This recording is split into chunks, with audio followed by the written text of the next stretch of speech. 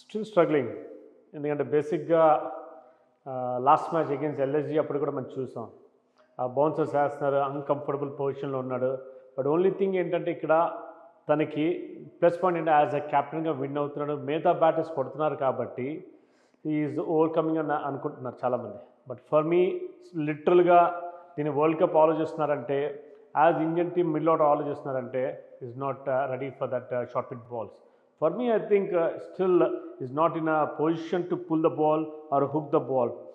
లేకపోయినా even single తీయడం కూడా ఆ పొజిషన్ లేడు.